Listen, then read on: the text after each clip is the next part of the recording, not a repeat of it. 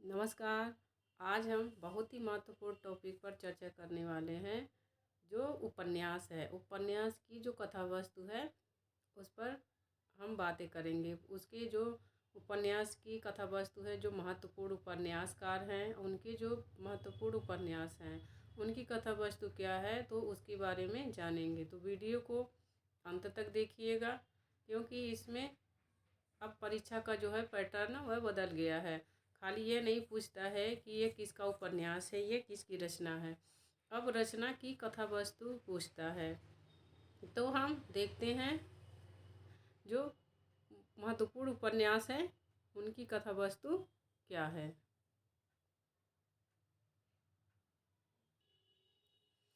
सबसे पहले शुरुआत करते हैं प्रेमचंद को। जैसे कि आपको पता है कि प्रेमचंद को हिंदी के उपन्यास का सम्राट माना जाता है। उन्हें उपन्यासकार सम्राट मुंशी प्रेमचंद के नाम से जानते हैं। तो जब वो उपन्यास सम्राटकार हैं तो उनके जितने भी उपन्यास हैं वह बहुत ही महत्वपूर्ण हो जाते हैं। तो उनके सारे उपन्यासों की कथा वस्तु पता होनी चाहिए, और उपन्यास के बारे में उनकी उनकी कितने उपन्यास हैं, कब से लिखनी शुरू की, कौन सा पहला उपन्यास है, ये सब चीज़ें जानना बहुत ज़रूरी है। तो हम देखते हैं उनके उपन्यास के बारे में कुछ जो है महत्वपूर्ण कथन। तो है कि असरारे मायाविद प्रेमचंद का प्रथम उपन्यास है। ये किस भाषा में है? उर्दू में है। आगे है सेवा सदन, प्रेमचंद का पहला प्रौढ़ हिंदी उपन्यास है। जो सेवा सदन है उसमें जो प्रेमचंद का है वह पहला हिंदी का प्रौढ़ उपन्यास है। आगे है प्रेमचंद का हिंदी में मूल रूप से लिखा गया प्रथम उपन्यास कायाकल्प है, जो 1926 ईस्वी में प्रकाशित हुआ था। प्रेमचंद का हिंदी में, वैसे तो उर्दू में लिखते थे, जो असरारे माविद है वह है उनका प्रथम उपन्यास। और जो सेवा सदन है ये भी पहले उर्दू में लिखा गया था, फिर इसका नाम बदल के सेवा सदन किया गया। और इसमें क्या, इसकी जो कथा वस्तु है वैश्य जीवन पर आधारित है। तो मूल रूप से हिंदी में लिखा गया इनका प्रथम उपन्यास कायाकल्प है, जो 1926 ईस्वी में प्रकाशित हुआ था। आगे है सन 1907 ईस्वी में प्रेमचंद ने रूठी रानी नामक ऐतिहासिक उपन्यास की रचना की। रूठी रानी की कथा वस्तु पूछ सकता है, तो रूठी रानी क्या है? ऐतिहासिक नाटक, ऐतिहासिक उपन्यास है इनका। आगे है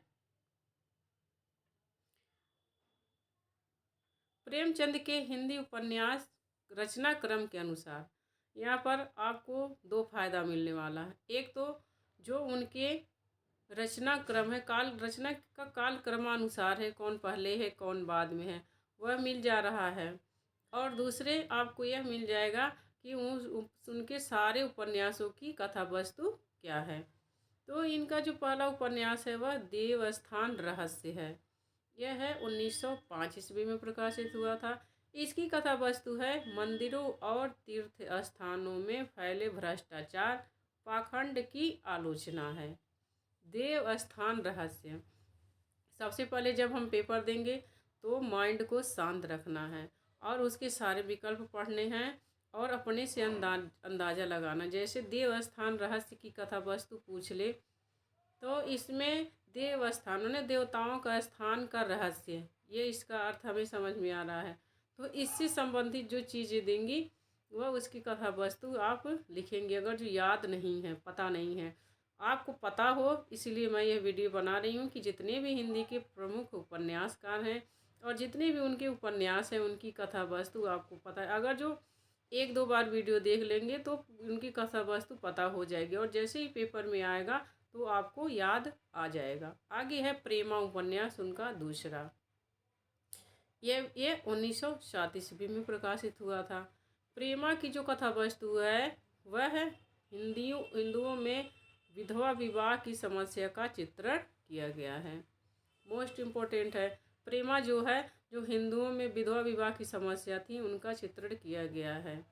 क्योंकि प्रेमचंद ने खुद एक विधवा से शादी की थी। जो शिवरानी देवी उनकी दूसरी पत्नी थी वह बाल विधवा थी, और इस जो है कुरीति को ख़त्म करने के लिए, इसके माने विरोध करने के लिए उन्होंने एक बाल विधवा शिवरानी देवी से शादी की थी।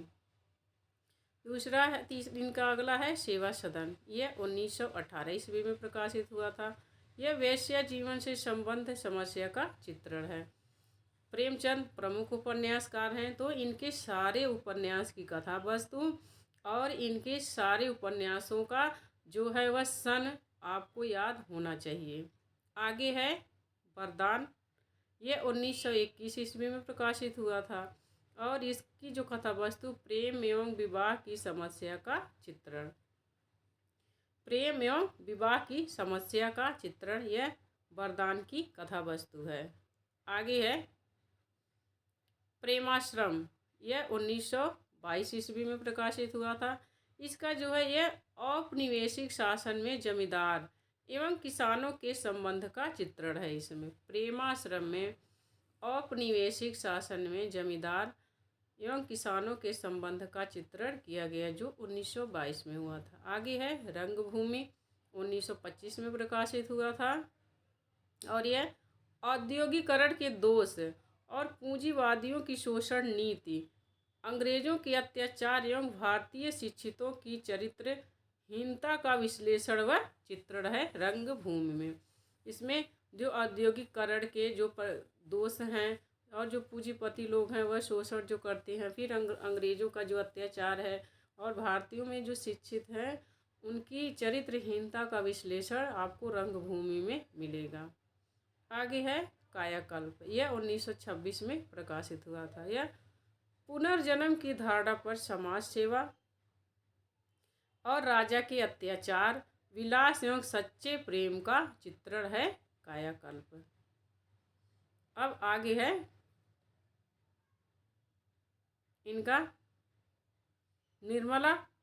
1927 ईस्वी में प्रकाशित हुआ था और इसमें दहेज एवं अनमेल विवाह की समस्या का चित्रण है, जो मुंशी प्रेमचंद के जीवन की खुद एक समस्या थी, अनमेल विवाह। क्योंकि जो उनकी पहली पत्नी थी उनसे उनकी माने बनी नहीं, उन्हें वो पसंद नहीं थी, उनकी एज ज़्यादा थी। तो यह निर्मला जो है वह दहेज एवं अनमेल विवाह की समस्या का चित्रण है। तो जो उपन्यासकार कहानीकार होता है, जो चीज़ें लिखता है दो ही जगह से लिखता है, एक तो समाज से जो देखता है या खुद उसके जीवन में जो उसने अनुभव किया रहता है। और गबन है, महत्वपूर्ण उपन्यास है। यह 1931 ईस्वी में प्रकाशित हुआ था। यह मध्यवर्गीय जीवन की असंगति का यथार्थ मनोवैज्ञानिक चित्रण है कि जो मध्य वर्ग की स्त्रियां होती हैं उनको उनके मन अंदर जो मन में जो गहने को लेकर के जो इच्छा होती है, उस इच्छा की पूर्ति करने के लिए इसका जो है सोमनाथ नाम रहता है, वह इसी चक्रव्यूह में फंस जाता है। तो गबन मध्यवर्गीय जीवन की असंगति के यथार्थ मनोवैज्ञानिक चित्रण है, जिसमें स्त्रियों के आभूषण प्रेम की को लेकर के वर्णन किया गया है। आगे है कर्मभूमि। 1933 ईस्वी में इसमें हिंदू मुस्लिम एकता, अछूतोद्धार एवं दलित किसानों के उत्थान की कथा है। कर्मभूमि में हिंदू मुस्लिम एकता, अछूतोद्धार एवं दलित किसानों के उत्थान की कथा है। महत्वपूर्ण उपन्यास है इनकी प्रसिद्धि का आधार है गोदान, बहुत ही प्रसिद्ध उपन्यास है। यह 1936 ईस्वी में प्रकाशित हुआ था और यह किसान जीवन की महागाथा एवं ऋण की समस्या का अंकन है। गोदान बहुत ही प्रसिद्ध उपन्यास है। तो गोदान के बारे में आपको जितने भी कथन मिल जाए वह आपको सारे पता होना चाहिए कि गोदान इनका, क्योंकि इसे कृषक जीवन की महान गाथा कहा जाता है। इसके बारे में विद्वानों ने क्या क्या कहा है, ये सारी चीज़ें पता होनी चाहिए। मैं इस पर एक वीडियो बनाऊंगी उपन्यास पर, जिसमें सारी आपको जितने भी इसके विषय हैं, जितने भी प्रश्न बन सकते हैं उसमें मैं सबको ऐड कर दूंगी।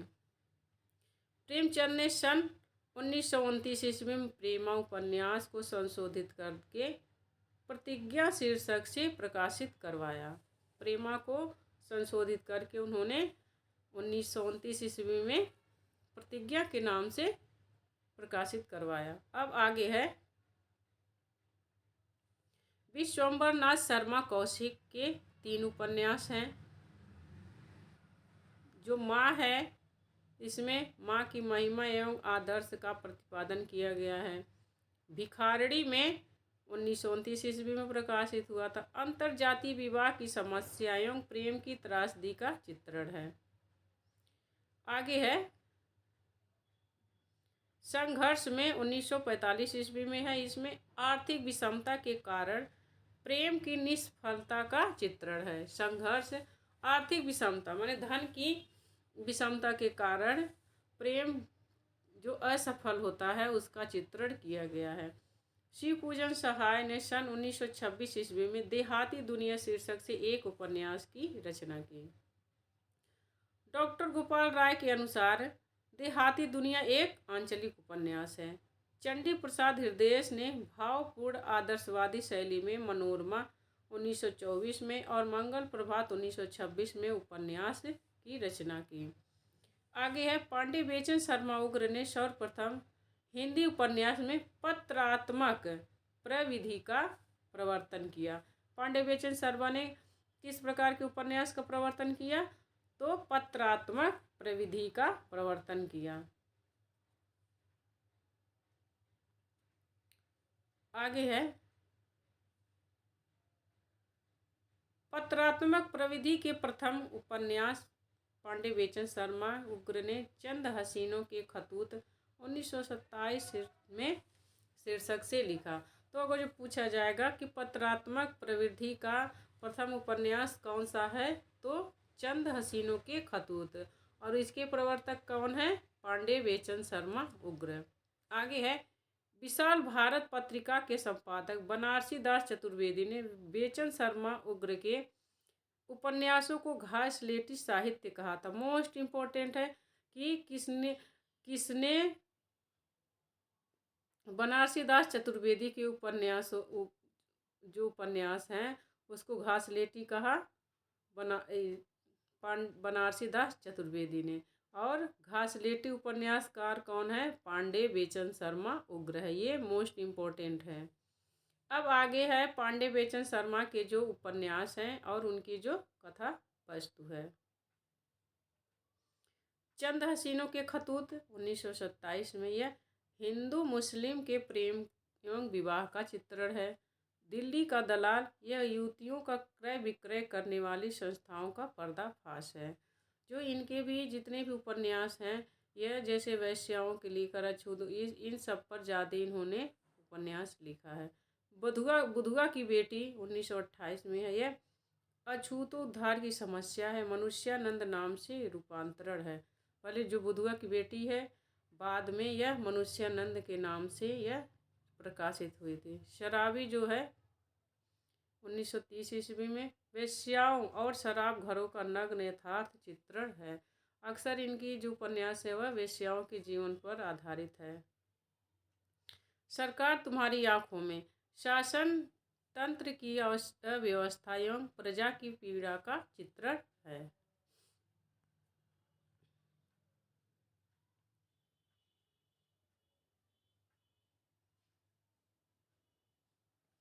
कुछ आलोचकों ने हिंदी में प्रकृतिवादी या यथार्थवादी उपन्यास का जनक जयशंकर प्रसाद को माना है। कुछ आलोचकों ने जयशंकर प्रसाद को कैसा उपन्यासकार माना है? तो प्रकृतिवादी और यथार्थवादी। इन्होंने 3 ही उपन्यास लिखे थे। 2 तो इनके पूरे हो गए थे, और जो इरावती है इनका क्या है? अपूर्ण उपन्यास है। और इनके सारे उपन्यास क्या हैं? यथार्थवादी। ये जो है ये ऐतिहासिक उपन्यास है इनका। कंकाल 1929 ईस्वी में प्रकाशित हुआ था। ये तत्कालीन समाज का यथार्थ नग्न चित्रण है। तितली 1934 ईस्वी में प्रकाशित हुआ था। यह पूंजीपतियों द्वारा निम्न वर्ग का शोषण है। आगे है चतुर्सेन। आचार्य चतुर्सेन शास्त्री को कुछ औपन्यासिक कृतियों के लिए प्रकृतिवादी उपन्यासकार माना जाता है। इसमें ये मोस्ट इम्पोर्टेंट है चतुर्सेन शास्त्री, और इनके जो उपन्यास हैं वो भी इम्पोर्टेंट है। वो उनकी कथा वस्तु है हृदय की परख, 1918 ईस्वी में प्रकाशित हुआ था। और हृदय की परख का जो है वह विवाह पूर्व प्रेम एवं अवैध संतान की समस्या का चित्रण है। हृदय की परख, विवाह के पहले प्रेम हो जाना और अवैध संतान जब हो जाती है तो उस समय कौन कौन सी समस्याएं आती हैं, उसका चित्रण हृदय की परख में है। और हृदय की प्यास 1931 ईस्वी में प्रकाशित हुआ था। आगे है अमर अभिलाषा, 1933 ईस्वी में। यह विधवाओं पर होने वाले अत्याचार का चित्रण है। तो हृदय की परख इनका महत्वपूर्ण उपन्यास है। तो इसकी कथा वस्तु तो आपको याद होनी ही चाहिए। और आत्मदाह, व्यभिचार, 1934 ईस्वी में। यह प्रेम के अमर्यादित एवं अश्लील रूप का अंकन है। आगे है आत्मदाह, 1937 ईस्वी। यह आज़ादी के लिए आंदोलन एवं देश प्रेम का चित्रण है। इसमें आत्मदाह में आज़ादी के लिए आंदोलन और देश प्रेम का चित्रण है। मोस्ट इम्पोर्टेंट का उपन्यासकार हैं जैनेन्द्र कुमार। इनके जो हैं उपन्यास हैं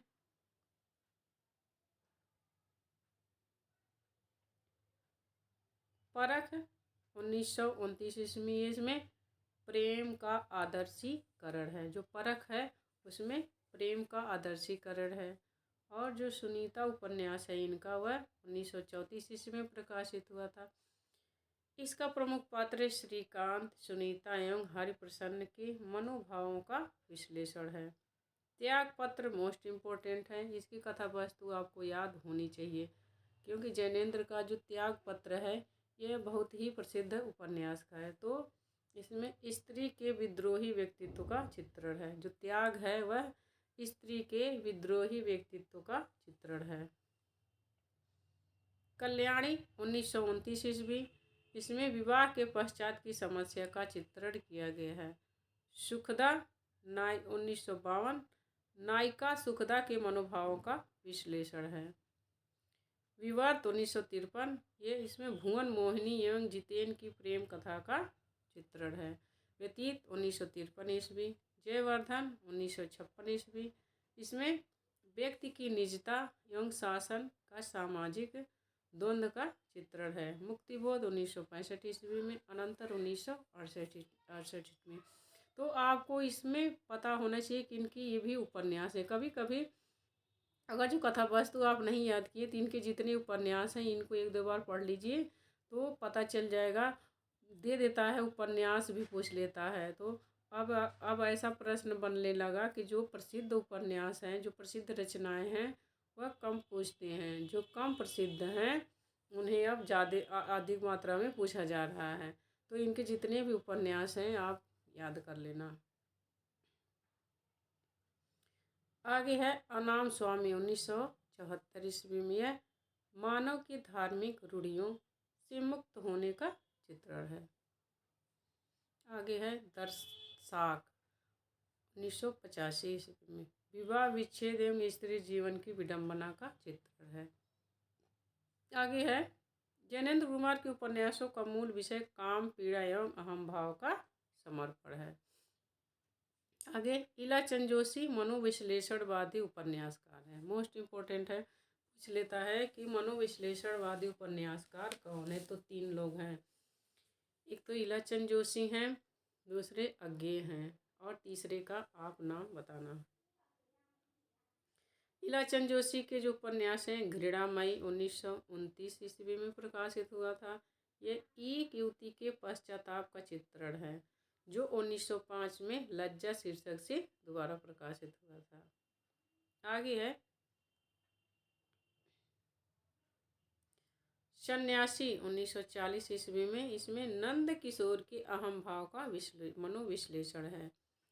पर्दे की रानी, 1942 ईस्वी में। यह मानसिक विकृतियों के व्यक्तियों के चरित्र की मनोवैज्ञानिक व्याख्या है।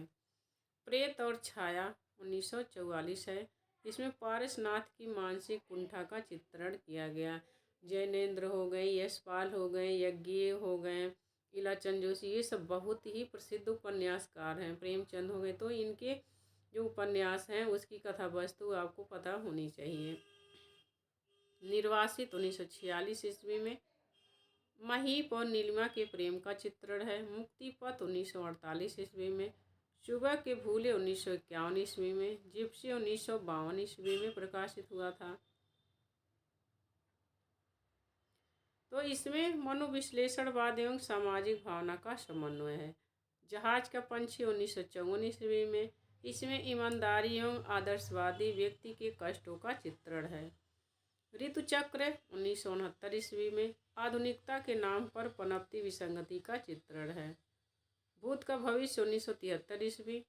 कवि की प्रेयसी 1976 ईस्वी। अब आगे आ गए हैं मोस्ट उपन्यासकार सच्चिदानंद हीरानंद वात्स्यायन अज्ञेय।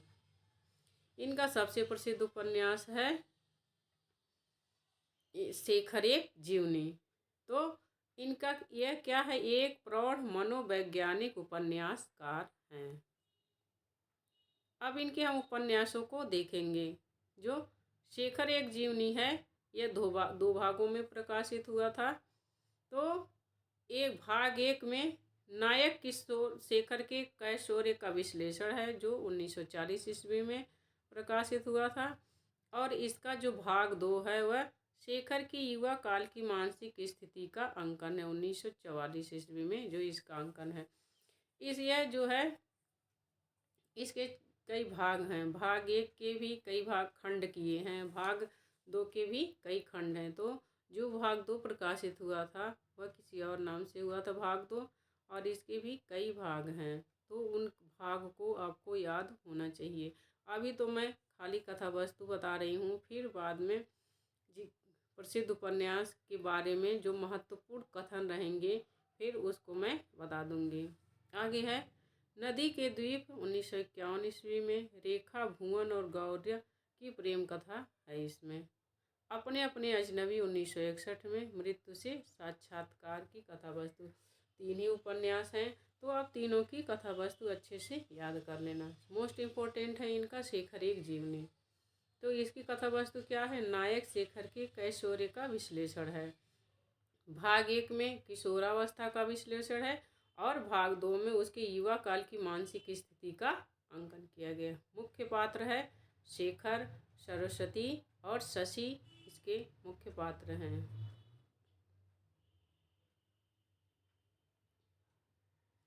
इसमें शेखर एक जीवनी के बारे में कुछ कथन दिए गए हैं। शेखर की खोज अंततोगत्वा स्वतंत्रता की खोज है। यह किसने कहा, अज्ञेय की। अज्ञेय ने शेखर की जीवनी में यह लिखा है कि जो शेखर की खोज है वह अंततोगत्वा स्वतंत्रता की खोज है। मोस्ट इम्पोर्टेंट है शेखर जीवनी पर रोम्या रोला की पुस्तक ज्यों क्रिस्तोफ का प्रभाव लेखक ने स्वीकार किया है। तो मोस्ट इम्पोर्टेंट है ये शेखर एक जीवनी के बारे में। और आलोचकों ने शेखर एक जीवनी की आलोचना प्रकाशमान पुच्छल तारा कहकर की है। आगे है देवराज जो हैं वह इनके उपन्यासों के बारे में है। पथ की खोज 1951 ईस्वी में प्रकाशित हुआ था। इसमें प्रेम एवं विवाह की नैतिकता का प्रश्न है। बाहर भीतर 1954 ईस्वी में। इसकी कथा वस्तु है मध्य वर्गीय परिवार में स्त्री की यातनापूर्ण स्थिति का चित्रण। रोड़ी और पत्थर 1958 में। यह मध्य वर्गीय लोगों के कुंठित जीवन की त्रासदी का चित्रण है। अजय की डायरी 1960 ईस्वी में। यह असफल वैवाहिक जीवन एवं प्रेम की त्रासद का चित्रण मोस्ट इम्पोर्टेंट है। आप तो इसका अजय की डायरी, इनका जो मोस्ट इम्पोर्टेंट है यह अजय की डायरी है, बहुत ही प्रसिद्ध है। और इसकी कथा वस्तु तो आप लिख लो, पथ की खोज और अजय की डायरी, क्योंकि अजय की डायरी से कई बार प्रश्न बने हैं। तो ये अजय की डायरी क्या है, एक असफल वैवाहिक जीवन एवं प्रेम के त्रासद अंत का चित्रण है। यह मोस्ट इम्पोर्टेंट है, इसे तो आप अपने नोटबुक में नोट कर लेना। आगे है मैं, वे और आप 1969 ईस्वी में। इसमें समकालीन जीवन मूल्यों के विघटन का चित्रण है। दोहरी आग की लपट 1973 ईस्वी में। प्रेम और दाम्पत्य की समस्या का चित्रण है। दूसरा सूत्र 1978 ईस्वी में। मोस्ट इम्पोर्टेंट विष्णु प्रभाकर मानवतावादी उपन्यासकार हैं, इनकी प्रमुख रचनाएं हैं। ये भी इम्पोर्टेंट हैं। तो इनके भी उपन्यास आप याद किए। जो अर्धनारीश्वर है ये इनका बहुत ही प्रसिद्ध उपन्यास है। तो अर्धनारीश्वर की कथा वस्तु आपको याद होनी चाहिए। जो प्रसिद्ध उपन्यासकार है उनका जो प्रसिद्ध उपन्यास है उनकी कथा वस्तु याद होनी चाहिए। ढलती रात 1951 में सन 1920 से 1936 की सामाजिक राजनीतिक स्थिति का चित्रण है। तट के बंधन 1955 में प्रेम एवं विवाह एवं नारी मुक्ति का चित्रण है। स्वप्नमयी 1956 ईस्वी में प्रकाशित हुआ था। इसमें स्त्री के काल्पनिक एवं तर्कातीत एवं स्वप्नजीवी चरित्र का अंकन है। कोई तो 1980 में इसका जो विषय वस्तु है नैतिक रूढ़ियों एवं बलात्कार की शिकार स्त्रियों की समस्या का चित्रण किया गया है। आगे है अर्धनारीश्वर, मोस्ट इम्पोर्टेंट है। 1952 ईस्वी में प्रकाशित हुआ था और इसमें स्त्रियों के बलात्कार एवं यातना का चित्रण है। संकल्प 1993 ईस्वी में इसमें परित्यक्ता स्त्री की मनोभावों का अंकन है। आगे है उदय शंकर भट्ट। यह कैसे थे? मानवतावादी उपन्यासकार थे। इनका जो है उपन्यास है नए मोड़ 1954 ईस्वी में। इसमें सुशिक्षित एवं आत्मनिर्भर नारी की व्यवस्था का चित्रण है। सागर लहरी और मनुष्य उदय शंकर भट्ट का इम्पोर्टेंट है। तो ये 1956 ईस्वी में प्रकाशित हुआ था। मोस्ट इम्पोर्टेंट है सागर लहरी और मनुष्य। इसमें बम्बई के बर्स हुआ मछुआरों की जिंदगी का चित्रण है। लोक परलोक 1958 ईस्वी में। इसमें ग्रामीण जीवन पर आधुनिक सभ्यता के प्रभाव का चित्रण है। ग्रामीण जीवन में आधुनिक सभ्यता का क्या प्रभाव है इस पर उन्होंने इसकी कथा वस्तु है। शेष अशेष 1960 ईस्वी में प्रकाशित हुआ था और इसकी जो कथा वस्तु है साधु सन्यासियों के जीवन का यथार्थ चित्रण किया गया है। आगे मोस्ट इम्पोर्टेंट है भगवती चरण वर्मा। ये बहुत ही प्रसिद्ध उपन्यासकार हैं। इनका जो चित्रलेखा है यह बहुत प्रसिद्ध उपन्यासकार है। तो भगवती चरण वर्मा व्यक्तिवादी एवं नियतिवादी उपन्यासकार थे। इनका जो प्रमुख उपन्यास है पतन। इसका प्रकाशन वर्ष 1927 में। इसकी कथा वस्तु है अपराध एवं बलात्कार प्रधान ऐतिहासिक उपन्यास है। चित्रलेखा 1934 ईस्वी में प्रकाशित हुआ था। ये पाप एवं पुण्य के नैतिक प्रश्न का चित्रण है। आगे है तीन रास्ते 1936 ईस्वी में। प्रेम का विवाह में परिणति इस समस्या का चित्रण है। जो प्रेम विवाह के रूप में बदल जाता है उसके बाद जो समस्याएं आती हैं तो इसका चित्रण इसमें किया गया है। आगे है टेढ़े मेढ़े रास्ते 1946 ईस्वी में। इसमें गांधीवाद साम्यवाद आतंकवाद का टेढ़े मेढ़े रास्ते के रूप में चित्रण मिलता है। आगे है आखिरी दाव 1950 ईस्वी में। ये एक जुआरी की असफल प्रेम कथा है। अपने खिलौने 1957 ईस्वी में। दिल्ली के मॉडर्न सोसाइटी पर तीखा व्यंग है। भूले बिसरे चित्र मोस्ट इम्पोर्टेंट है। जो इनका भूले बिसरे चित्र है यह मोस्ट इम्पोर्टेंट है। इसमें 3 पीढ़ियों के जीवन मूल्यों में परिवर्तन की कथा है। वह फिर नहीं आई 1960 ईस्वी प्रकाशन वर्ष है। यह आधुनिक जीवन की विषमता के बीच गहन जिजीविषा का चित्रण है। सामर्थ्य और सीमा 1962 ईस्वी में है। प्रकृति के समक्ष मनुष्य की असहायता का चित्रण है कि प्रकृति के आगे मनुष्य कैसा असहाय हो जाता है। सामर्थ्य और सीमा में इसका चित्रण है। आगे है थके पाँव 1963 ईस्वी में। रेखा 1964 ईस्वी में। नारी के गहन अंतर्द्वंद का चित्रण है। सीधी सच्ची बात 1968 ईस्वी में। इसमें 1938 से 48 तक राष्ट्रवादी नेताओं की दृष्टि का मूल्यांकन है। मोस्ट इम्पोर्टेंट है सभई नचावत राम गोसाई। इसमें 1919 से 1965 तक के इतिहास का चित्रण है। आगे है प्रश्न और मरीचिका। यह व्यक्ति के मन में विघटित मानव मूल्यों का प्रश्न एवं शासन की मरीचिका का चित्रण है। भगवती चरण वर्मा कृत चित्रलेखा पर फ्रेंच उपन्यासकार अनातोले के उपन्यास का थाया का प्रभाव है। Most important. एक तो चित्रलेखा इनका प्रसिद्ध उपन्यास भी है, तो उस पर पूछ लिया जाएगा इस पर किस उपन्यासकार का प्रभाव है, तो अनातोले का। उनके किस उपन्यास का प्रभाव है? थाया। आगे है राहुल संस्कृत्यायन के उपन्यास हैं। इनका जीने के लिए 1940 में, इसमें भारत के विक्षुब्ध सामाजिक एवं राजनीति का चित्रण है। सिंह सेनापति 1942 ईस्वी में, इसमें वैशाली एवं तक्षशिला के गणराज्यों की कथा है।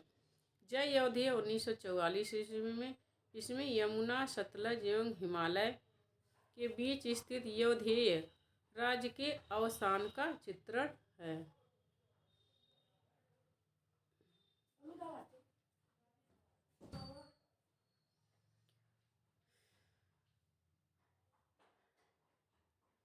राहुल संस्कृत्यायन का जीने के लिए हिंदी का पहला खुला राजनीतिक उपन्यास है। यह 1961 में प्रकाशित राहुल के दिवोदेश उपन्यास में आर्यों के उन्मुक्त कुंठा का रहित जीवन का चित्रण है। यह मोस्ट है जो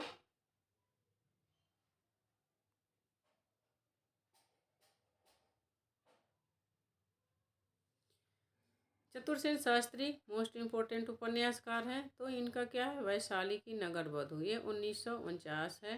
बुद्धकालीन सांस्कृतिक एवं राजनीतिक टकराहट का चित्रण है। रक्त की प्यास 1951 में, आलमगीर 1954 में, स्वयं रक्षाम 1955 में। इसमें आर्य और अनार्यों, देव और दानव की संस्कृतियों के संघर्ष के समन्वय का चित्रण है। तो ये सब इनके उपन्यास हैं, वो इम्पोर्टेंट उतने नहीं हैं। मोस्ट इम्पोर्टेंट है अमृतलाल नागर। इनका जो महाकाल है यह 1947 ईस्वी में प्रकाशित हुआ था, और बंगाल के अकाल की त्रासदी का चित्रण ये इम्पोर्टेंट है। बूंद और समुद्र 1956 में, ये अमृतलाल नागर इम्पोर्टेंट है। लखनऊ के चौक के रूप में भारत की विभिन्न छवि का चित्रण है। शतरंज के मोहरे 1959 में, अवध के नवाबों के हरास उन्मुख जीवन का चित्रण है। सुहाग के नुपुर में 1960 ईस्वी में प्रकाशित हुआ था। इसमें मध्यकालीन कुल वधुओं एवं नाहर वधुओं का चित्रण है। अमृत और विष 1966 ईस्वी में भारतीय गणतंत्र के 15 वर्षों का राजनीतिक एवं सामाजिक चित्रण है। सात घूंघट वाला मुखड़ा, मशरूम बेगम की नारी हृदय का चित्रण, एकदा नैमिषारण्य, आचार्य भार्गव, सोमाहुति, नैमिष आंदोलन एवं सांस्कृतिक पुनर्जागरण का चित्रण है। मानस का हंस मोस्ट इम्पोर्टेंट है इनका। इसमें तुलसीदास के जीवन का व्यक्तित्व पर आधारित प्रश्न है। सबसे मोस्ट इम्पोर्टेंट है नाच्यो बहुत गोपाल। इसकी कथा वस्तु भंगी समाज का इतिहास एवं उसके वर्तमान जीवन की नारकीयता एवं गहरी संवेदनात्मकता के साथ चित्रण। तो जो है यह मोस्ट इम्पोर्टेंट है। बहुत नचावत नाच्यो बहुत गोपाल। खंजन नयन 1981 ईस्वी में प्रकाशित हुआ था। यह सूरदास के जीवन एवं व्यक्तित्व पर प्रभावित है। और करवट में लखनऊ के एक खत्री परिवार की 3 पीढ़ियों का चित्रण है। ये भी इनका इम्पोर्टेंट है। पीढ़ियाँ करवट उपन्यास के अगले चरण के रूप में है। हजारी प्रसाद द्विवेदी मोस्ट इम्पोर्टेंट है, क्योंकि इन्होंने 3 उपन्यास खाली लिखे हैं। तो इनकी जो बाण भट्ट की आत्मकथा 1946 ईस्वी में है, क्योंकि ये नेट के उसमें सिलेबस में लगा है, तो इसकी कथा वस्तु आपको पता होनी चाहिए। इसकी जो आधार है वह बाण भट्ट, निपुणिका, न्यूनिया, ये सब मुख्य पात्र हैं। इसका विषय वस्तु है प्रेम का उदात्तीकरण, हर्षवर्धन वही कालीन सामाजिक, राजनीतिक व सांस्कृतिक स्थिति का चित्रण हुआ। चारुचंद्र लेख में यह 1963 ईस्वी में प्रकाशित हुआ था। इसमें राजा सातवाहन चंद्रलेखा इसके मुख्य पात्र हैं। ये 12वीं से 13वीं सदी के राज सांस्कृतिक एवं राजनीतिक स्थिति का चित्रण है। पुनर्नवा 1973 ईस्वी में, इसमें लोरिकायन एवं मृच्छकटिक इसका जो मुख्य पात्र है। और यह वर्ण व्यवस्था एवं नारी शोषण का चित्रण है पुनर्नवा में। शिव प्रसाद मिश्र काशी के, इनके 2 ही उपन्यास हैं। बहती गंगा जो काशी के जीवन और संस्कृति जीवन का संवेदनात्मक चित्र है। शशितात प्रयोगवादी शिल्प प्रधान उपन्यासकार। आगे है मोस्ट इम्पोर्टेंट है ये शिव प्रसाद सिंह। इनका जो है अलग अलग वैतरणी मोस्ट इम्पोर्टेंट है। गली आगे मोड़ती मोस्ट इम्पोर्टेंट है। नीला चांद मोस्ट इम्पोर्टेंट है। अलग अलग वैतरणी में आज़ादी के बाद पूर्वांचल के गाँव की जिंदगी की नारकीयता का चित्रण है। गली आगे मुड़ती है, इसमें युवा आक्रोश का काशी हिंदू विश्वविद्यालय परिसर के संदर्भ में चित्रण है। तो मोस्ट इम्पोर्टेंट है गली आगे मुड़ती है। नीला चाँद में भारतीय इतिहास के मध्यकाल की काशी का चित्रण है।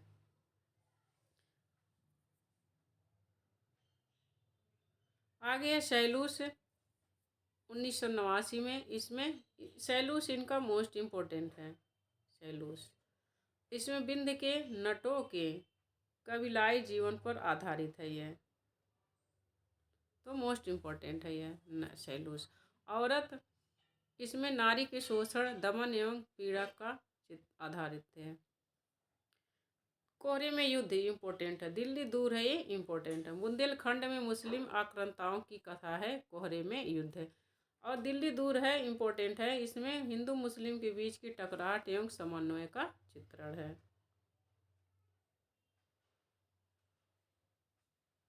मोस्ट इम्पोर्टेंट है फणीश्वरनाथ रेणु।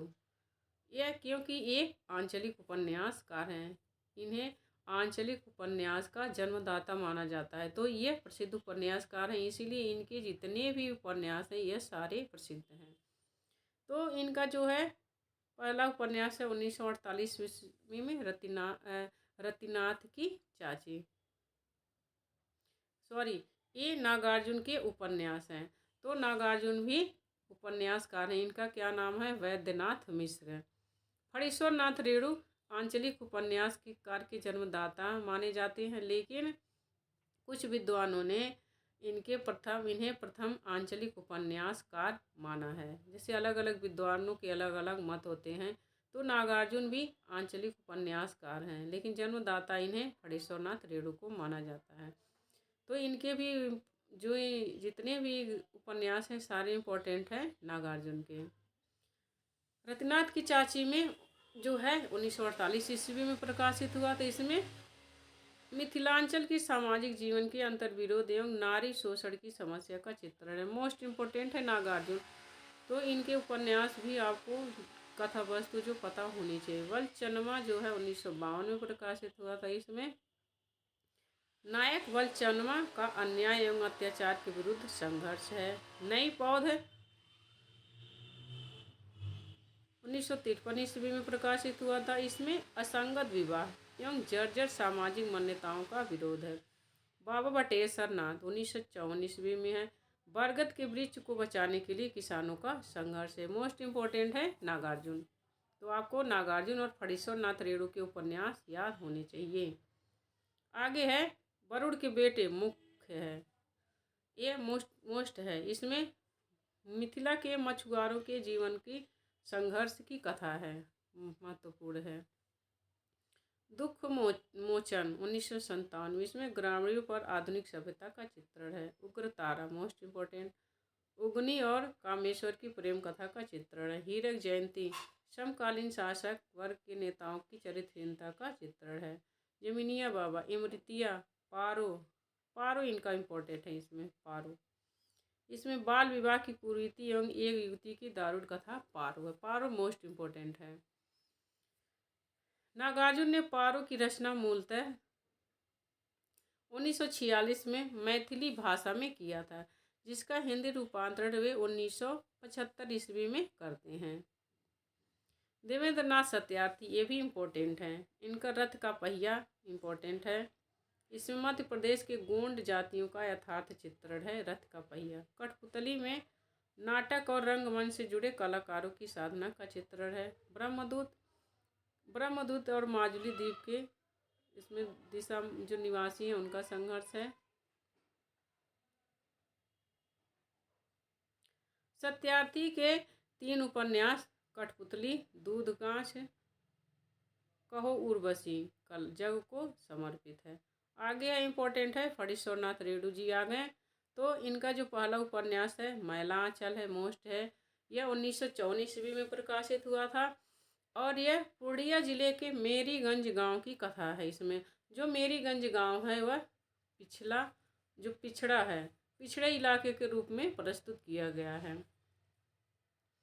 परती परिकथा 1957 ईस्वी में यह पूर्णिया जिले के परानपुर गांव की कथा है। तो मैला आंचल और परती परिकथा में आपको कन्फ्यूजन नहीं होना है। इसमें मैला आंचल में ऐसे आप की पॉइंट याद करिए, मैला आंचल में मेरीगंज गांव का वर्णन है और परती परिकथा में परानपुर का। दोनों में जिस अक्षर से उपन्यास की शुरुआत हुई है उसी अक्षर से उपन्यास का जो गांव है उसकी शुरुआत है। तो इससे आप याद कर लीजिए। दीर्घतपा में भ्रष्ट व्यवस्था के बीच एक ईमानदार व्यक्ति के संघर्ष की कथा की कहानी है। जुलूस 1965 ईस्वी में पूर्वी पाकिस्तान से आए पूर्णिया जिले में शरणार्थियों की समस्या का चित्रण। तो जो फणीश्वरनाथ रेणु हैं ये प्रसिद्ध उपन्यासकार हैं। तो इनके जितने भी उपन्यास हैं उसकी सारी की कथा वस्तु आपको याद होनी चाहिए। कितने चौराहे 1966 है। बालक एवं मनमोहन को केंद्र में रखकर स्वाधीनता आंदोलन का चित्रण है। पलटू बाबू रोड 1979 ईस्वी में पूर्णिया जिले के एक बंगाली परिवार की चारित्रिक पतन की कहानी है। राम रतन राय इनका अपूर्ण उपन्यास है। तो ये मोस्ट है। अज्ञेय ने रेणु के बारे में कहा है, एक अखंड मानवीय विश्वास की चिंगारी सुलगती देखी है। ये अज्ञेय ने इनके बारे में कहा है। फणीश्वरनाथ रेणु अपना साहित्यिक गुरु बंगला उपन्यासकार सतीनाथ भादुड़ी को मानते हैं। मोस्ट इम्पोर्टेंट है। अब श्रीलाल शुक्ल हैं, ये भी प्रसिद्ध उपन्यास हैं। इनके भी प्रसिद्ध उपन्यास हैं और ये भी प्रसिद्ध उपन्यासकार हैं। ये राजनीति, व्यंग्य एवं आंचलिकता का मिश्रण है इनके उपन्यासों में। सूरज घाटी का सूरज इनका जो है, इसमें प्रतिभाशाली उच्च वर्गीय निर्धन छात्र की संघर्ष गाथा है। सूरज घाटी में अज्ञातवास एक व्यक्ति का अपनी पत्नी के प्रति क्रूर व्यवहार एवं पश्चाताप का चित्रण है। अज्ञातवास इनका मोस्ट इम्पोर्टेंट है। राग दरबारी, क्योंकि यह नेट के कोर्स में है तो यह इम्पोर्टेंट है। 1968 ईस्वी में राग दरबारी में शिवपालगंज की जिंदगी का यथार्थ का चित्रण है। सीमाएं टूटती हैं अपराध एवं रोमांच की मिश्रित कहानी है। विश्रामपुर का संत 1958 ईस्वी में इसमें राजनीतिक पुरुष के पाखंड का चित्रण है। श्री राज शुक्ल और अमरकांत को संयुक्त रूप में 2011 का भारतीय ज्ञानपीठ पुरस्कार प्राप्त हुआ था। 2011 का ज्ञानपीठ पुरस्कार श्री लाल शुक्ल अमरकांत दोनों को मिला था। बलभद्र ठाकुर ये उतने इम्पोर्टेंट नहीं है, फिर भी आप लोग देख लेना। शैलेश मटियानी प्रसिद्ध उपन्यासकार हैं, ये आंचलिक उपन्यासकार हैं। गोपाल राय के अनुसार मटियानी मुख्यतः दलित विमर्श के उपन्यासकार हैं, जिसमें नारी और दलित वर्ग की मुख्य भूमिका है। इनका बोरीवली से बोरी बंदर तक मोस्ट इम्पोर्टेंट है। बम्बई की भाग दौड़ एवं आधुनिक यांत्रिक जीवन का चित्रण है। कबूतर खाना मुंबई के भूलेश्वर मोहल्ले में रहने वाले मध्य वर्गीय जीवन का चित्रण है।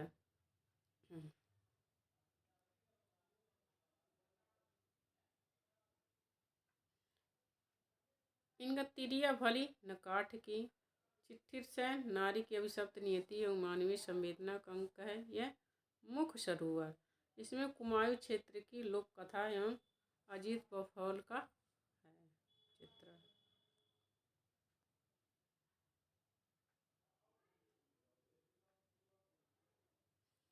इनके सारे उपन्यास आप देख सकते हैं, क्योंकि इन्होंने उपन्यासों की संख्या इनकी बहुत ज़्यादा है। तो एक बार इनके सारे उपन्यास पढ़ लेना। दो बूंद जल ये इम्पोर्टेंट है। देह व्यापार का सौदा करने वाली दलित पहाड़ी स्त्रियों का अंकन है इसमें।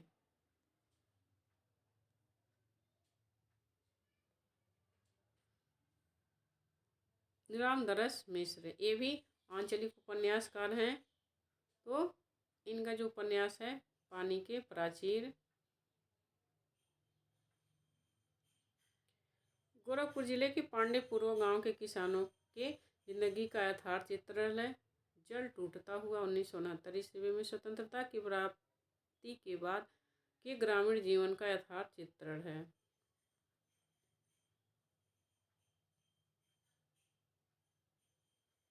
आकाश की छत यह बाढ़ की विभीषिका से घिरे मनुष्य की मानसिकता का अंकन है। बिना दरवाजे का घर नायिका दीपा के जीवन में संघर्ष और अपराजय जिज्ञासा का अंकन। दूसरा घर प्रवासी कमलेश के जीवन का यथार्थ एवं संघर्ष का चित्रण है।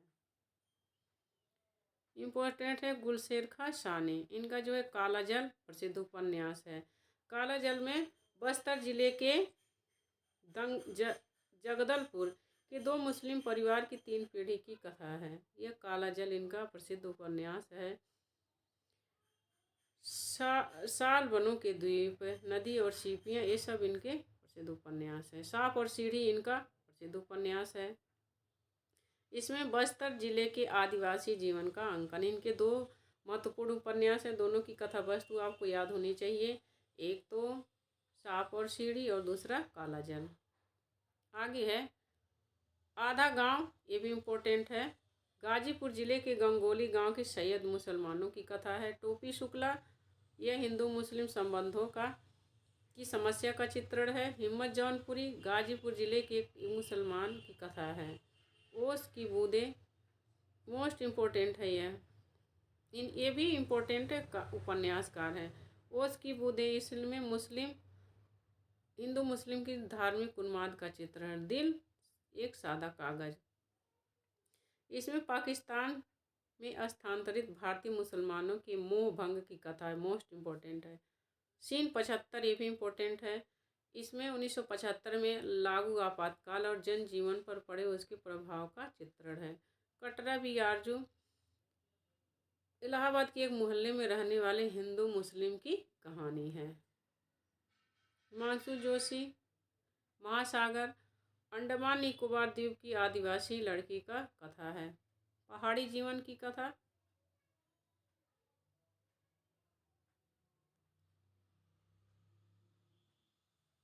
हिमांशु जोशी का ये प्रसिद्ध उपन्यास है। एक लड़की को अपने परिवार के लिए त्याग एवं बलिदान की कथा का जो है छाया मत छूना मन ये इम्पोर्टेंट है इनका। विवेकी राय ये भी प्रसिद्ध उपन्यासकार थे और इनका जो है सोना माटी इम्पोर्टेंट है। ये गाजीपुर बलिया के बीच करेल क्षेत्र के जनजीवन का इसमें प्रभाव है। समर शेष इनका महत्वपूर्ण उपन्यास है। इसमें पूर्वांचल के किसान मजदूर के शोषण एवं उनके संघर्ष के जीवन की कथा का चित्रण है। ये रहा कुछ जो प्रसिद्ध उपन्यासकार हैं। मोस्ट इम्पोर्टेंट आ गए हैं यशपाल। इसमें यशपाल कैसे हैं? यह प्रगतिवादी मार्क्सवादी और प्रगतिवादी उपन्यासकार हैं यशपाल। इनका पहला उपन्यास है दादा कामरेड। यशपाल मोस्ट इम्पोर्टेंट है। तो इनके सारे जो उपन्यास है उसकी कथा वस्तु आपको पता होनी चाहिए। क्रांतिकारियों की गतिविधियों का विश्वसनीय चित्रण है। देशद्रोही इसमें 1930 से 1942 तक की राजनीति की स्थिति का चित्रण है। दिव्या मोस्ट इम्पोर्टेंट है। यह ऐतिहासिक कल्पना है। पार्टी कामरेड यह 1946 में कम्युनिस्ट पार्टी की विचारधारा एवं कार्यक्रम का समर्थन है। इनका सबसे प्रसिद्ध उपन्यास है झूठा सच। दिव्या और झूठा सच यह दोनों नेट के उसमें लगे हैं। तो आपको ये झूठा सच नेट में लगा है और जो दिव्या है वह असिस्टेंट प्रोफेसर किस में लगा? दिव्या नहीं, हाँ यूपीएससी में लगा है। तो यह दोनों ही महत्वपूर्ण उपन्यास हैं। तो झूठा सच ये भी 2 भागों में हुआ था प्रकाशित। पहला वतन और देश के नाम से है। मोस्ट इम्पोर्टेंट है। झूठा सच भाग 1 जिसका प्रकाशन हुआ था उसका वतन और देश के नाम से इन्होंने प्रकाशित किया था पहले का, जिसका है राष्ट्र विभाजन एवं त्रासदी का चित्रण। इसमें भाग 1 में विभाजन के पहले का चित्रण है, जब विभाजन होता है तब का चित्रण है, और भाग 2 में स्वतंत्रता प्राप्ति एवं देश के विकास तथा देश के भावी निर्माण में बुद्धिजीवी की भूमिका का चित्रण। जब देश बट जाता है उसके बाद की स्थिति, झूठा सच भाग 2 देश का भविष्य में ये है। तो इसका झूठा सच के बारे में आपको इतना पता होना चाहिए। भाग 1 वतन और देश के नाम से है और भाग 2 देश का भविष्य के नाम से है। पहले में बंटवारे का चित्रण है, दूसरे में जब बंटवारा हो गया था देश का उसके बाद की स्थितियां कैसी बदलती हैं और जो बुद्धिजीवी होते हैं उनका क्या असर पड़ता है उसका है। तो मोस्ट इम्पोर्टेंट है। आगे है 12 घंटे 1962 में, जिसमें पातिव्रत्य संबंधी परंपरागत मूल्यों की व्यर्थता का चित्रण है। अप्सरा का साप,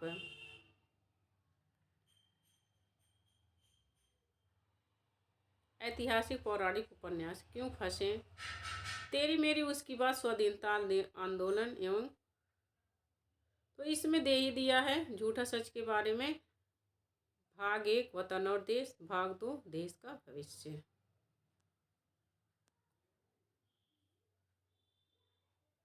ये रामेश्वर शुक्ल अंचल हैं, इनका उपन्यास है। भैरव प्रसाद गुप्त हैं, इनका जो है शोले है 1946 में, कानपुर के मजदूर आंदोलन का चित्रण है। मसाल में पूर्वांचल की पृष्ठभूमि और द्वितीय विश्व युद्ध से उत्पन्न आर्थिक संकट एवं राजनीतिक गतिविधि का चित्रण है। गंगा मैया अभावग्रस्त ग्रामीणों के बारे में। सती मैया का चौरा किसानों एवं शोषण के बारे में है। अमृत राय, इनका बीज नागफनी का देश, हाथी के दांत महत्वपूर्ण हैं। तो नागफनी का देश में प्रेम और दाम्पत्य की टकराहट का चित्रण है। बीच में भारतीय कम्युनिस्ट पार्टी की विचारधारा एवं आम आदमी की संघर्ष का जो है चित्रण किया गया है।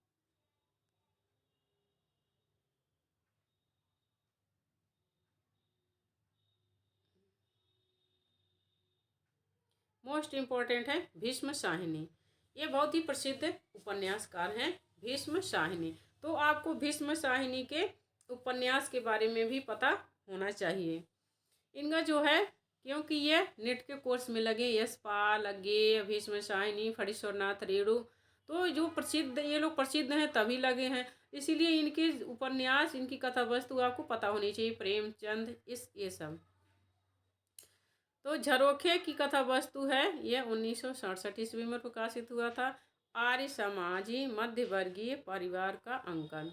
कणिया दाम्पत्य जीवन की कटुता और स्त्री की असहाय स्थिति का अंकन है। तमस मोस्ट इम्पोर्टेंट है, भारत विभाजन की सांप्रदायिक विभीषिका का महाकाव्यात्मक अंकन हुआ है। झूठा सच, तमस, यह सब विभाजन की त्रासदी पर लिखे गए कैसे सांप्रदायिक उपन्यास हैं। बसंती दिल्ली महानगर की झुग्गी झोपड़ी वाली गंदी बस्तियों का अंकन है। मैयादास की माड़ी,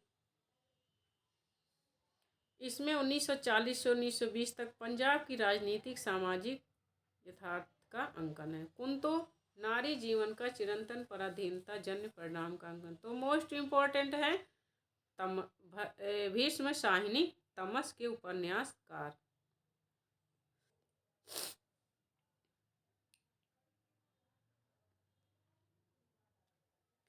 मार्कंडे, सेमल का फूल, अग्निबीज। मोस्ट इम्पोर्टेंट है जगदीश चंद्र, माथुर नहीं, जो उपन्यासकार हैं वह जगदीश चंद्र हैं। ये भी नेट के कोर्स में है तो ये भी इम्पोर्टेंट है। यादों का पहाड़ 1966। धरती धन है अपना, मोस्ट इम्पोर्टेंट है, इसमें पंजाब के ग्रामीण दलित जीवन पर आधारित है। धरती धन है अपना पंजाब के ग्रामीण दलित जीवन पर आधारित उपन्यास है। आधा पुल 1973 में युद्ध की विभीषिका का जीवंत अंकन है। कभी न छोड़े खेत, यह सामंती जाटों की कहानी है। इनके भी जितने भी उपन्यास है सब इम्पोर्टेंट है। मुट्ठी भर कांकर 1976 ईस्वी में, यह पंजाबी शरणार्थियों के दुख और संघर्ष की कहानी है। टुंडा लाट 1978 अस्थायी कमीशन प्राप्त सैनिक सुनील की प्रेम कथा का चित्रण है। घास गोदाम दिल्ली के आसपास के किसानों की बर्बादी की कहानी है। मोस्ट इम्पोर्टेंट है नरक कुंड में वास, धरती धन्य अपना उपन्यास का विस्तार है। तो नरक कुंड में वास महत्वपूर्ण है। जमीन तो अपनी थी, यह दलित जीवन से संबंध कथा है। इनकी इसमें जो है दलित जीवन से संबंधित कथा है। आगे है विश्वंभर नाथ शर्मा कौशिक, इनका उतना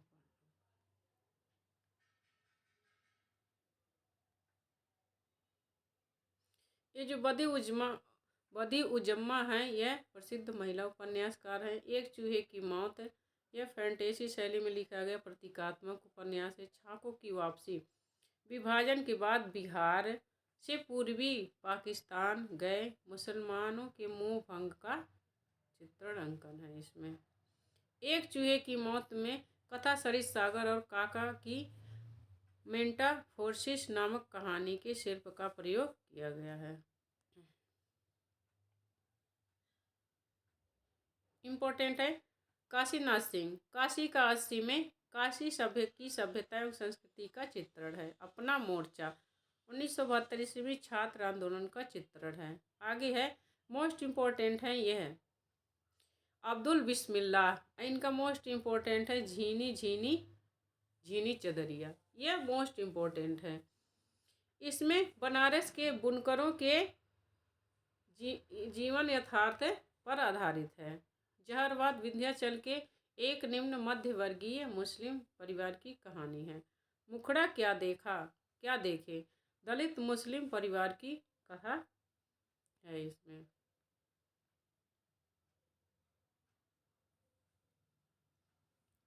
संजीव हैं किशनगढ़ के अहेरी, इनका उपन्यास है सर्कस है।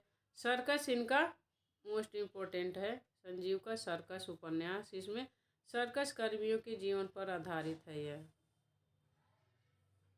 पांव तले की धूप, झारखंड की जनजातियों और उनके आंदोलनों का चित्रण है। मोस्ट इम्पोर्टेंट आ गए धर्मवीर भारती, गुनाहों का देवता, इसमें चंद्र और सुधा के किशोर भाव प्रेम की करुण कहानी है। सूरज का सातवां घोड़ा, अलिफ लैला, पंचतंत्र आदि की कथा की प्रविधि पर नगरीय निम्न मध्य वर्गीय के कटु यथार्थ का चित्रण है। आगे है राजेंद्र यादव, ये भी इम्पोर्टेंट है। प्रेत बोलते हैं, असफल दाम्पत्य जीवन का चित्रण है। उखड़े हुए लोग, नेता भैया के रूप में राजनीतिकों का असलियत का अंकन है। एक इंच मुस्कान मोस्ट इम्पोर्टेंट है। यह एक इंच मुस्कान जो है इनकी पत्नी मन्नू भंडारी और ये दोनों लोग मिल के लिखे थे। तो इसमें अमर रंजना और अमला प्रेम के का जो चित्रण है। अनदेखे अनजान पुल, एक कुरूप लड़की की कुंठित मानसिकता तथा उसके सपनों का अंकन है। अनदेखे अनजान पुल। आगे है प्रेत बोलते हैं उपन्यास को सन 1960 ईस्वी में सारा आकाश नाम से प्रकाशित कराया गया। आगे है नरेश मेहता, ये भी इम्पोर्टेंट है। डूबते मजदूर, तो इनका कथा नायिका रंजना के माध्यम से स्त्री की समस्या का चित्रण है। यह पथबंधु था। आदर्श दंपति श्रीधर और सरस्वती के जीवन संघर्ष का अंकन है। यह पथबंधु था, उसमें क्या ये आदर्श दंपति के जीवन पर आधारित है। नदी यशस्वी है, उदयन के किशोरावस्था की अनंत जिज्ञासा का अंकन है। सर्वेश्वर द्वार दयाल सक्सेना, सोया हुआ जल, एक प्रतीकात्मक उपन्यास है। पागल कुत्तों का मसीहा, कुत्तों के प्रतीक के रूप में रूढ़ जीवन मूल्यों का चित्रण है। सोने चौखटे मोस्ट इम्पोर्टेंट है कमलेश्वर। एक सड़क 57 गलियां। लीला नौटंकी करके जीव को उपार्जन करने वालों का चित्रण है। डाक बंगला। मातृहीन कथा नायिका ईरा की संघर्ष कथा है। लौटे हुए मुसाफिर सांप्रदायिक समस्या का चित्रण है। समुद्र में खोया हुआ आदमी। क्लर्क श्याम लाल, उनकी पुत्री तारा, पुत्र वीरन की कथा है। काली आंधी, स्त्री के राजनीतिक और पारिवारिक दायित्व एवं द्वंद्व का चित्रण है।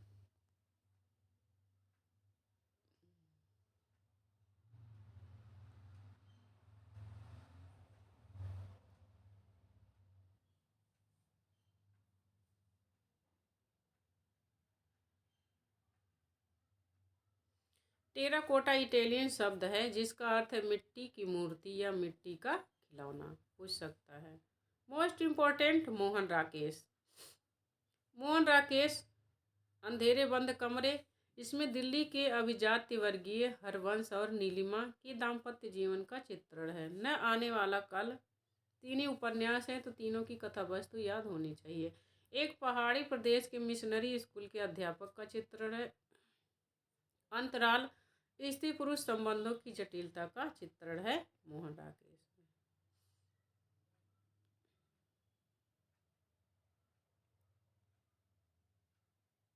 आगे है निर्मल वर्मा, ये भी प्रसिद्ध उपन्यासकार हैं। वे दिन इसका है चेकोस्लोवाकिया की पृष्ठभूमि पर आधारित है। लाल टीन की छत 1974 ईस्वी में, ये इंपॉर्टेंट है। एक वयः संधि की लड़की की मानसिकता का चित्रण है। एक चिथड़ा सुख है। इसमें विट्टी, ईस, मुन्नू आदि की अधूरी जिंदगियों की कहानी है। एक चिथड़ा सुख, तो ये भी इम्पोर्टेंट है। रात का रिपोर्टर इम्पोर्टेंट है कि आतंकवाद, अविश्वास, रहस्य और मानसिक यातना का अंकन है। दुष्यंत कुमार, ये भी इम्पोर्टेंट है। छोटे छोटे सवाल, ये कॉलेज परिसर में पनपते भ्रष्टाचार एवं अनुशासनहीनता का अंकन है। छोटे छोटे सवाल में। आंगन में एक वृक्ष, एक स्त्री का अपने सौतेले पुरुष के प्रति निश्चल प्रेम का चित्रण है। मोस्ट इम्पोर्टेंट है आंगन में एक वृक्ष।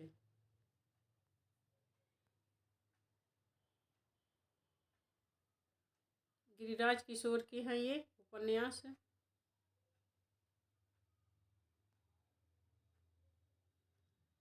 मोस्ट इम्पोर्टेंट है पहला गिरमिटिया, यह महात्मा गांधी के जीवन पर आधारित है।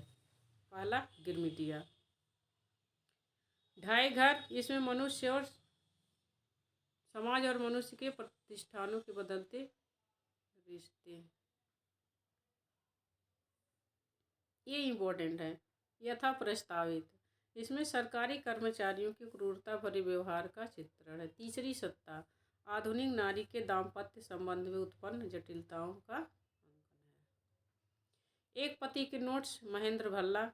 एक पति के नोट्स, ये भी इम्पोर्टेंट, बहुत मोस्ट इम्पोर्टेंट है। एक पति के नोट्स, यह आधुनिक दाम्पत्य जीवन की समस्या का चित्रण है। दूसरी तरफ उड़ने के बेस्तर, यह प्रवासी जीवन की विडंबना का चित्रण है।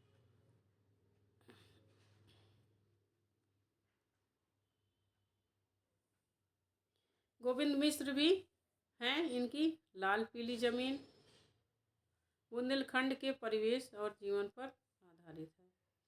इनका ये है 5 आंगनों वाला घर, ये इम्पोर्टेंट है। संयुक्त परिवार के टूटने का संवेदनात्मक चित्रण है। आगे है रमेश चंद्र शाह, भी इम्पोर्टेंट है। गोबर गणेश, इसमें कथानायक के आकांक्षाओं और सपनों के बनने टूटने का चित्रण है।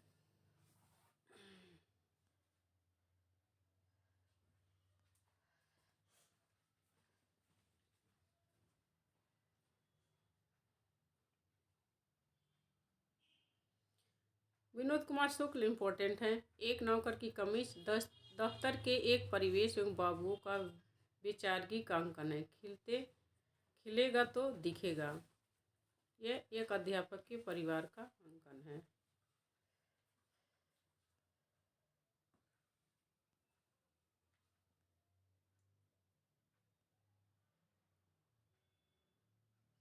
मनोहर श्याम जोशी, यह भी प्रसिद्ध है। कुरकुरु स्वाहा इनका प्रसिद्ध उपन्यास है। यह मुंबई के महानगर के फिल्म जगत का यथार्थ चित्रण है।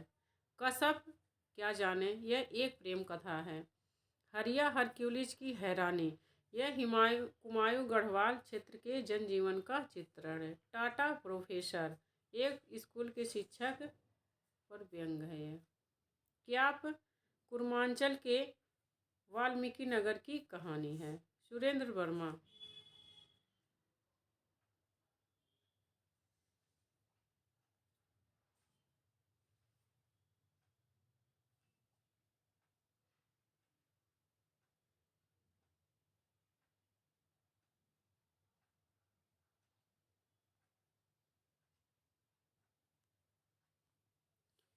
अब यहीं पर हमारा जो है ख़त्म होता है। जितने भी महत्वपूर्ण उपन्यासकार थे और उनकी प्रमुख उपन्यासों की कथा वस्तु हमने करवा दी है। तो यह मुझे विश्वास है कि यह वीडियो आपके लिए ज़रूर हेल्प करेगी। तो अगर जो वीडियो अच्छी लगे तो लाइक करिए। आप हमारे चैनल अर्चना हिंदी साहित्य अध्ययन को सब्सक्राइब करिए ताकि जो भी वीडियो मैं डालूँ उसका नोटिफिकेशन आप तक पहुंच जाए और आप अपनी तैयारी को बेहतर बनाएं। तो मिलते हैं नेक्स्ट वीडियो में किसी और टॉपिक के साथ। तब तक के लिए नमस्कार।